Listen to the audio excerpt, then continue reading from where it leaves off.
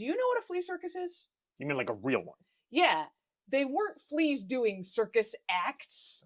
That would be fun. They were actually fleas tied up to teeny tiny little harnesses to pull tiny machines with their strong legs. Cute harnesses. Flea circuses died out with the advent of vacuum cleaners and, well, better hygiene, thankfully.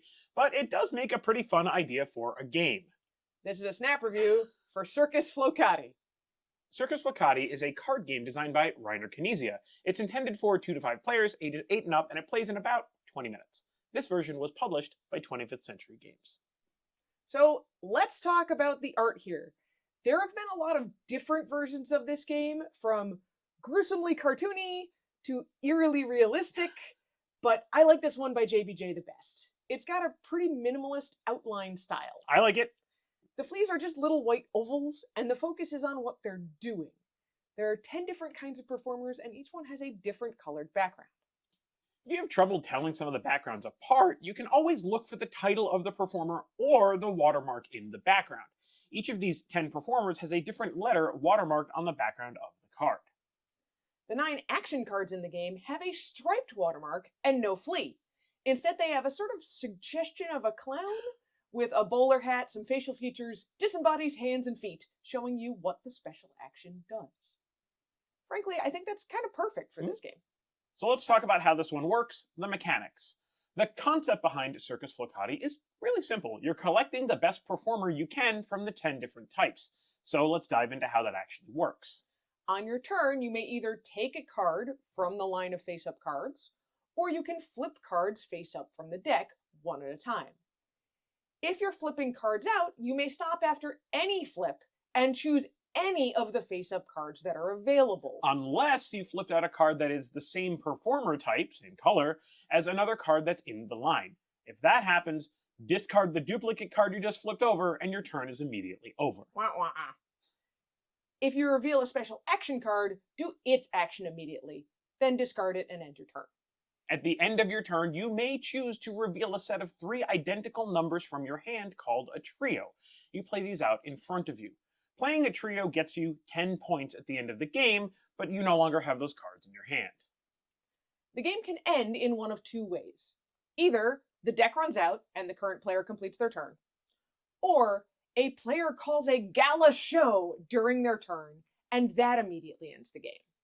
Calling a gala means you have at least one of each of the 10 performer types in your hand, and you show that to everyone at the table. If you're the one to call the gala, you get 10 bonus points. Either way, when the game ends, everyone scores for the cards they have in their hand. Only the highest card in each color scores points. So in this example, only 5 of the cards in this player's hand score. The red 5, the pink 1, and the blue 6 are all lower than other cards in that color. The trios that they have out on the table score 10 points for each one, but this yellow 3 does not score because it's part of a trio. It doesn't count for the points coming out of the player's hand. And that's it. So Anitra, what did we expect from Circus Flohcati? I had heard great things about this game. It's been around since I started playing games in the early 2000s. But I never learned how to play. I was really turned off by the theme and the artwork. When I saw the new artwork in this edition, I was finally willing to give it a try. Honestly, I didn't actually even realize this was a game that had been around for a while when we got it in for review. I know, shame on me. But honestly, I'm kind of glad I didn't know. I like the art in this one, which is styled after the Korean release. And it's a lot better than some of the older releases in the States, which some of them had like a classic circus style. It was fine, but I thought the flea heads were kind of gross, and this is just a lot better. And what surprised us? I mean, basically everything. I didn't have a lot of knowledge of this that I brought to the table, so everything was new.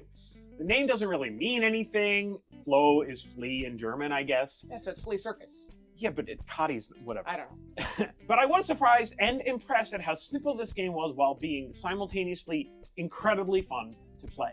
This is the kind of game that you lose and then it's pretty easy to convince yourself that you can win the next go round. I was shocked at just how simple this game is to learn and to teach. But even though it's easy to start and the turns go very fast, it makes me think too. Every turn I have to balance trying to get high numbers in a variety of colors with the possibility of pushing my luck too far and ending up with nothing. And I have the option to turn low numbers into points by putting them out as a trio.